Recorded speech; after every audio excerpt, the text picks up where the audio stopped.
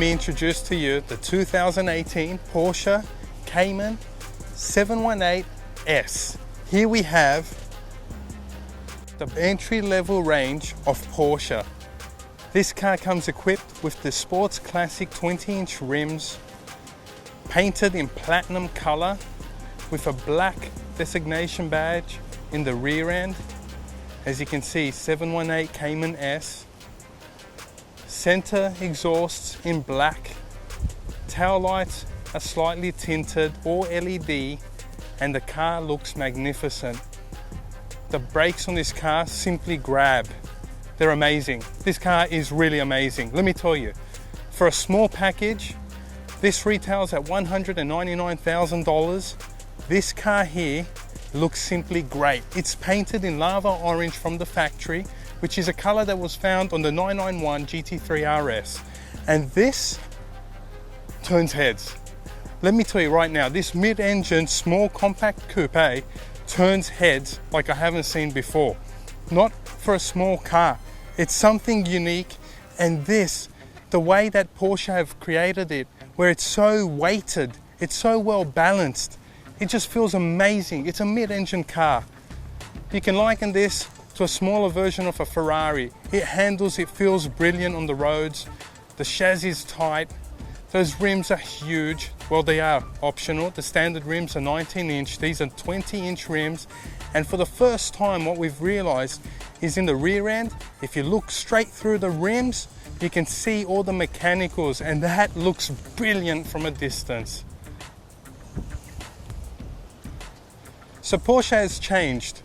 The old Cayman, the previous model to this, featured a 6-cylinder flat 6 engine. It was visceral. It sounded all pretty cool, really awesome for a Porsche. It was typical Porsche, a nice flat engine. But now they've got a 4-cylinder turbocharger, which produces 350 horsepower. 0 to 100, we timed it ourselves, but they say 4.6 seconds for a manual. If you order this car in PDK with the sports chrono option, it does 0 to 100 in 4.2 seconds. That's really quick. Possibly the quickest 4-cylinder on the market today. Sportiest 4-cylinder, and by most definitely the most expensive 4-cylinder that you can buy today. Let me take you through the interior. This compact sports car features leather everywhere, which is also optional. Alcantara everywhere. Alcantara steering wheel. A smaller sports steering wheel, optional. We've got GT3 RS style seats. It's a sports bucket with carbon fiber on the rear. A manual stick shift, exactly how this car should have been ordered, not PDK. And we've also got such simplistic design, but yet so ergonomical. The car feels so comfortable. You can see the foot pedals there. They line up with your feet. You are very straight. You don't sit angled in the seat whatsoever. It's all straight. Everything's so tight, so nimble, so easy to use. Touchscreen, Bose surround sound stereo, optional Bose that is. And you've got cup holders. We've got everything that you need to get you through a daily drive or a weekend drive. This fits it all perfectly, and it's time for us to jump in and take it for a spin.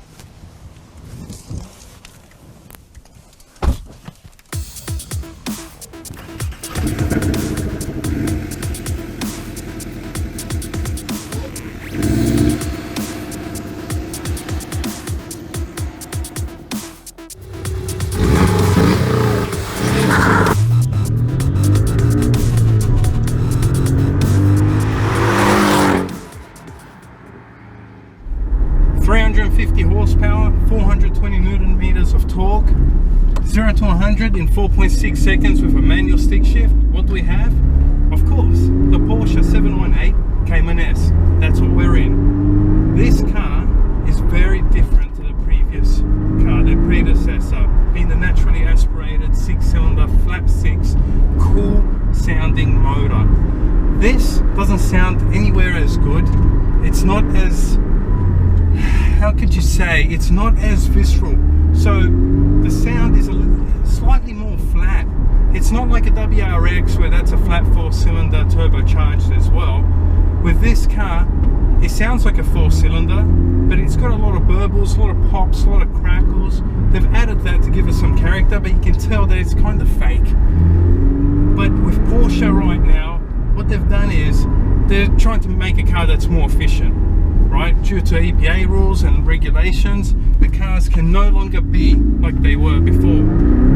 But anyway, saying all this, this car's a scream. It actually accelerates good at that. It just takes corners and sticks that mid-engine chassis.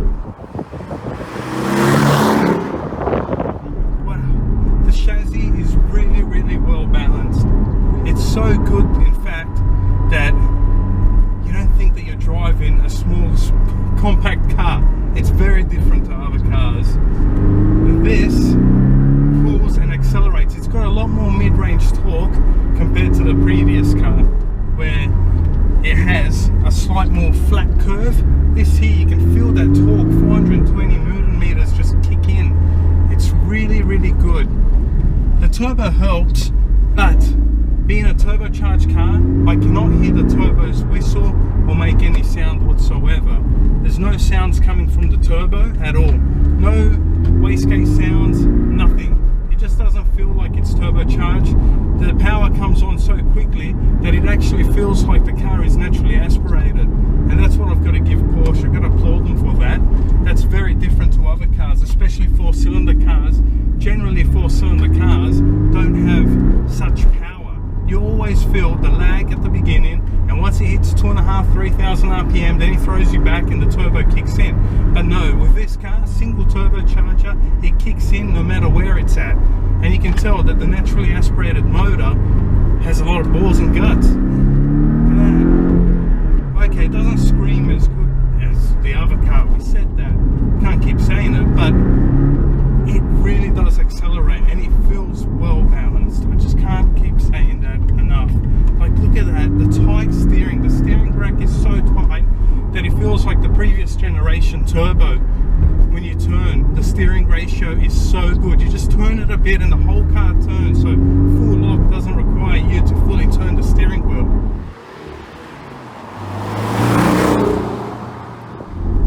What we have is a Manatino style of switch gear, which gives us a drive mode, sport mode, and a sport plus, and then an individual mode.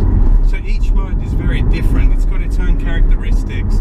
The sport mode is more sportier, firms up the chassis, and we've got the sport plus, which firms it up even further and increases the rev range in torque. So when you change gears, it holds the gears in place a lot longer, so the RPM doesn't drop. Like saying the Carrera GT, we mentioned the light flywheel or no flywheel whatsoever, the RPMs just drop. In this, they don't. It holds them up there for you, so you can have a great 0 to 100 time. So it's kind of easy to achieve that 4.6 seconds quoted figure that they provide you with.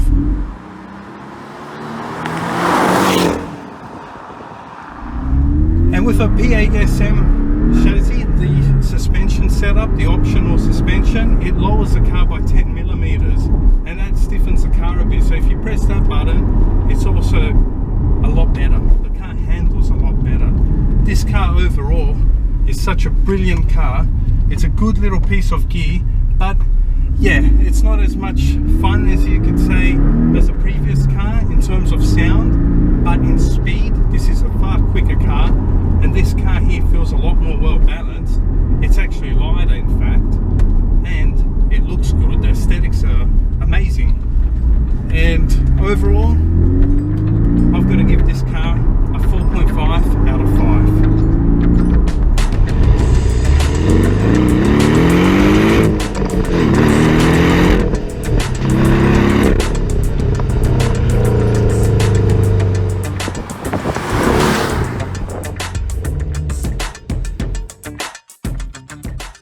The good thing is about the Cayman is that you can go on a nice Saturday, Sundays long drive down the coast and enjoy with the family.